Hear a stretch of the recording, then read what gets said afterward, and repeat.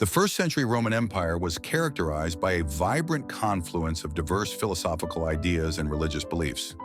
Various philosophical schools competed for attention and influence among the intellectual elite, including Stoicism, Epicureanism, Cynicism, and Platonism.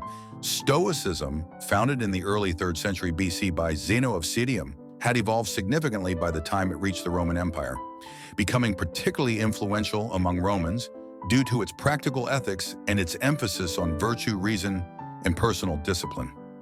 Prominent Roman Stoics like Seneca, Epictetus, and later Marcus Aurelius played crucial roles in disseminating Stoic philosophy across the empire, appealing especially to the Roman elite who sought practical guidance on living a virtuous and emotionally resilient life. At the same time, the Roman religious landscape was incredibly diverse, characterized by traditional Greco-Roman polytheism, Eastern mystery cults, and emerging monotheistic religions such as Judaism and Christianity. Christianity itself was initially viewed as a small, obscure sect within Judaism, but it gradually gained attention due to its distinctive teachings about Jesus Christ, the nature of salvation, and its ethical demands on adherents. Christians were often misunderstood and marginalized in Roman society, but their interactions with established philosophical schools like Stoicism helped shape early Christian theology and apologetics. These interactions not only facilitated dialogue between vastly different worldviews, but also allowed Christianity to position itself intellectually within the broader philosophical discourse of the Roman Empire. As what Kevin Rowe, professor of New Testament at Duke University Divinity School, wrote in his book, Stoicism has long been an explicit and even close conversation partner for Christian thinkers and saints. Let's dive into this topic. The first figure that we will talk about is none other than the Apostle Paul, who was a Roman citizen born in the town of Tarsus in modern-day Turkey. Throughout the existence of Roman Empire, Tarsus was already famous for its Stoic philosophical academy and was the birthplaces of several Stoic philosophers, including Antipater and Archidemus. Paul likely spent his childhood and formative years there before going to Jerusalem to study under the famous Rabbi Gamaliel, as it was described in the book of Acts chapter 22. Paul's familiarity with Stoicism was evident when he was in Athens. He engaged with the philosophers of Stoicism, and according to the Bible, he debated with the Stoic philosophers, and even quoted from the Cilician Stoic philosopher Aratus, quote, "For in him we live and move and have our being. As some of your own poets have said, we are his offspring." Paul also preached in the Areopagus, the very place where the Stoic philosophers were known to congregate.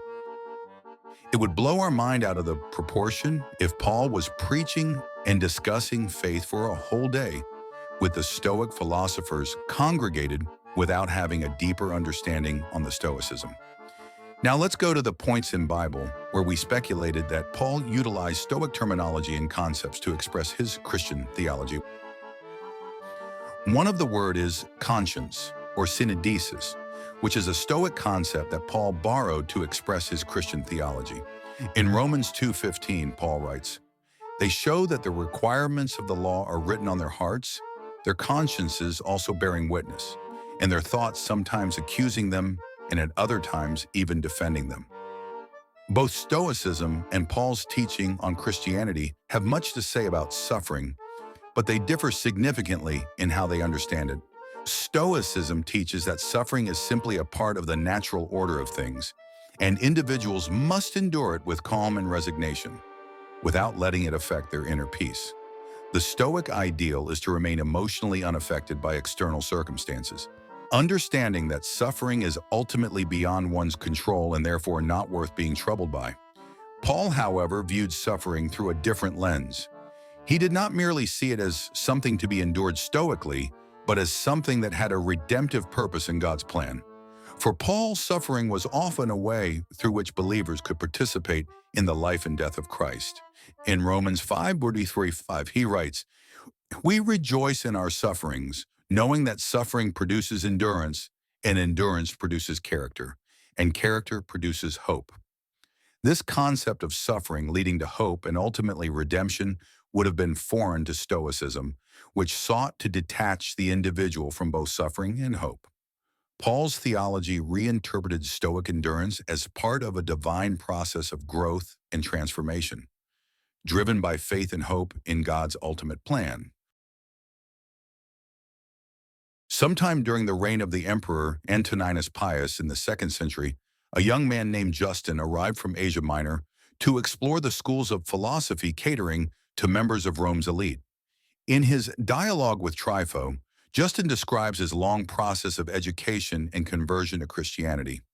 Searching for a deeper meaning in his life, the young Justin had, like many of the educated young men of his age, approached the schools of philosophy active in 2nd century Rome. However, Justin Martyr strongly criticized Stoicism on two primary points. First, he opposed the Stoic concept of the cyclic destruction and recreation of the cosmos by fire because it conflicted with the linear understanding of time held by Jews and Christians. Second, he sharply rejected the Stoic belief in fatalism, arguing that their idea of an overpowering fate eliminated human free will, leaving individuals helpless against predetermined cosmic forces. Justin's engagement with Stoicism is evident in his writings, particularly in his dialogue with Trypho and his apologies. He appreciated the Stoic emphasis on reason and virtue, but criticized their materialistic view of the universe and their concept of an impersonal God. In his second apology, Justin acknowledges that Stoic philosophers like Epictetus and Musonius Rufus taught valuable ethical principles, but he argues that their understanding of God was incomplete. Justin believed that the Stoic logos, the rational principle governing the universe, was a foreshadowing of the Christian logos, the Word of God incarnate in Jesus Christ. However, Justin also critiqued Stoicism for its determinism and its failure to recognize the personal nature of God. He argued that the Stoic acceptance of fate undermined human free will and moral responsibility, which were essential to Christian teaching. Despite these critiques, Justin Martyr's works demonstrate a deep familiarity with Stoic thought and a willingness to engage with it constructively. He sought to show that Christianity was the fulfillment of the philosophical quest for truth, incorporating and transcending the insights of Stoicism and other Greek philosophies. During the Renaissance, humanist scholars integrated Stoic teachings into educational curricula across Europe, emphasizing classical languages, rhetoric, ethics, and moral philosophy. Educational institutions and private tutors utilized works by Seneca, Cicero, Epictetus, and Marcus Aurelius to cultivate virtues such as self-control, wisdom, courage, and civic responsibility among students. Humanist educators believed that exposure to Stoicism would foster rational thinking, emotional discipline, and ethical character, qualities deemed essential for effective leadership and active citizenship. This widespread inclusion of Stoic philosophy and Renaissance educational programs profoundly shaped the intellectual landscape, preparing the way for thinkers like John Calvin to engage deeply with Stoic thought. John Calvin, born in 1509 in Noyon, France, was a pivotal figure in the Protestant Reformation, particularly in Calvinism or Reformed theology. His extensive early education was deeply rooted in classical literature, theology, and law. Calvin initially studied at the Collège de la Marche in Paris, where he encountered classical Latin literature, and later at the rigorous Collège de Montaigu. Calvin's early intellectual development was notably influenced by Stoicism, especially through the Roman philosopher Seneca. At just 22 years old, Calvin published his first book, a scholarly commentary on Seneca's De Clementia, on mercy, reflecting his deep engagement with Stoic ethical ideals such as virtue, justice, and mercy in governance.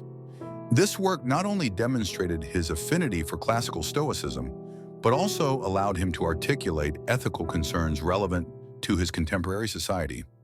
However, Calvin's mature theological thought was careful to differentiate itself significantly from Stoicism. Although he retained a lasting appreciation for Stoic virtues like self-discipline, moral clarity, and rational order, Calvin explicitly rejected key Stoic doctrines, particularly their conception of an impersonal fate and emotional detachment. Instead, he emphasized a personal, sovereign God whose grace and providence, rather than human reason or virtue alone, form the foundation of salvation and moral life. Calvin's mature theology thus reflects a nuanced relationship with Stoicism, acknowledging its formative influence while firmly subordinating it to a distinctly Christian framework. In summary, Stoicism significantly shaped Calvin's early intellectual journey, but served primarily as a foundation and counterpoint rather than as a direct theological source. Calvin's final theology shows a selective integration, guided above all by biblical and patristic traditions. The interplay between Stoicism and Christianity, spanning from the Apostle Paul's nuanced engagements to Justin Martyr's critical yet constructive dialogues, and culminating in John Calvin's formative intellectual explorations, highlights a profound philosophical journey across centuries. These interactions reveal significant tensions, especially concerning the purpose of human suffering, divine providence, and role of emotions. And ultimately, Stoicism served as both a philosophical companion and a meaningful counterpoint, enriching early Christian theology and shaping pivotal thinkers who navigated complex intersections of faith, reason, and virtue. That's all, guys. Thanks for watching, and don't forget to subscribe.